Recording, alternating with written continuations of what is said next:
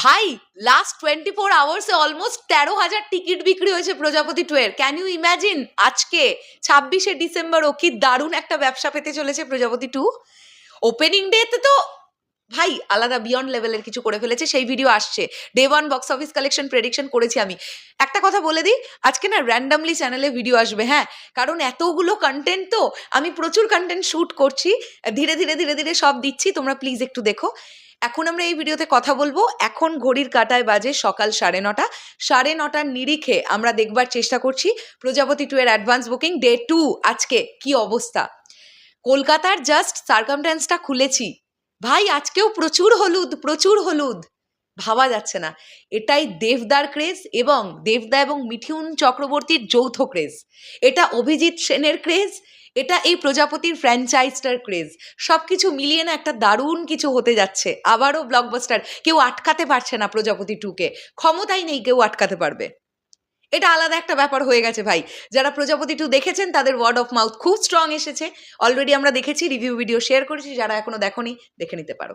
তো এখন আমরা কথা বলি যে ডে 2 অ্যাডভান্স বুকিং রিপোর্ট কেমন কি বলছে আজকে। জাস্ট কলকাতার নিরিখটা দেখি এখন। পিভিআর ডায়মন্ড প্লাজা যশোর দুপুর 2:25, বিকেল 5:25 অলমোস্ট ফুল।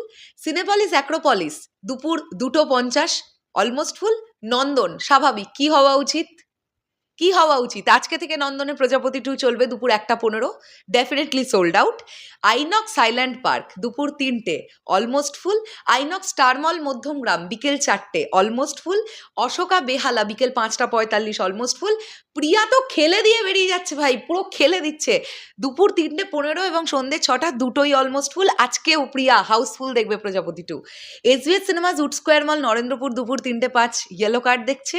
বিনোদিনী থিয়েটার আজকেও ব্যাপক পারফরমেন্স, 3:25 ইয়েলো। আচ্ছা 10:15 শোটা কীরকম আছে দেখি। 10:15 শোটা বিক্রি হচ্ছে মোটামুটি 20 থেকে 25টা মতন টিকিট এখনো পর্যন্ত বিক্রি হচ্ছে, স্পট বুকিং প্রচুর হবে। আচ্ছা এরপরে আমরা চলে আসছি রথীন্দ্র মাল্টিপ্লেক্স সোদপুর বিকেল 4টে ইয়েলো কার্ড দেখেছে। রাধা স্টুডিও দুপুর 1:30 সোল্ড আউট হয়ে গেছে। রূপমন্দির বেলঘড়িয়া বিকেল 5টা অলমোস্ট ফুল দেখছে। এই হচ্ছে শুধুমাত্র আজকে কলকাতার ধারে কাছের রেসপন্স।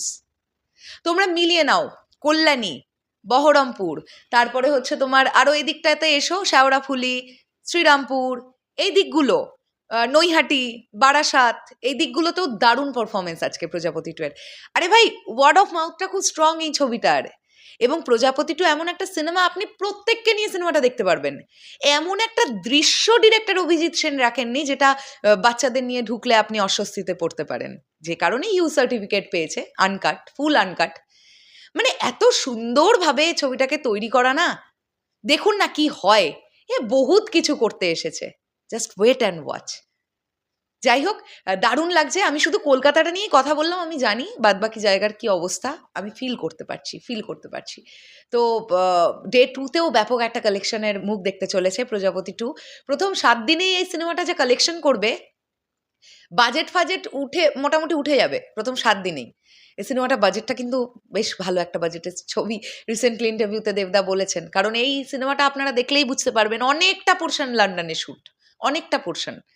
তো দেখুন, যারা দেখেননি এখনো, যারা দেখেছেন তাদের কেমন লেগেছে কমেন্ট সেকশনে জানান। আসছি আবার খুব শিগগিরই, তাহলে এখনের জন্যে টাটা।